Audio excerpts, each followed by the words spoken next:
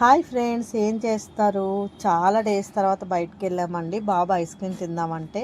కాకినాడలో fruit ice creams ఎక్కడ తయారు చేస్తున్నారో మీకు తెలుసా అండి? నేనైతే ఫస్ట్ టైం క్రీమ్ క్రీమ్ సిటీలో చూశాను. ఇది కాకినాడ ఈ స్ట్రీట్లో ఉందండి.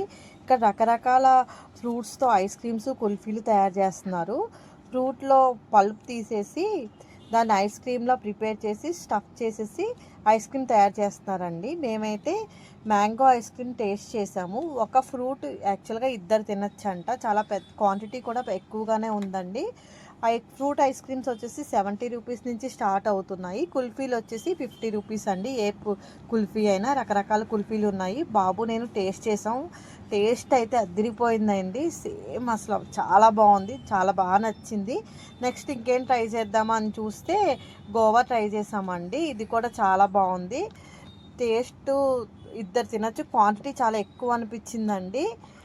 ఆరెంజ్ కూడా ఆరెంజు, డ్రాగన్ ఫ్రూట్ రకరకాలు ఉన్నాయండి. ఇది విజేత మార్ట్ ఆపోజిట్లో రైట్ సైడ్ ఉంటుంది. టేస్ట్ అయితే చాలా బాగుంది. మీరు కూడా వెళ్ళి ట్రై చేయండి.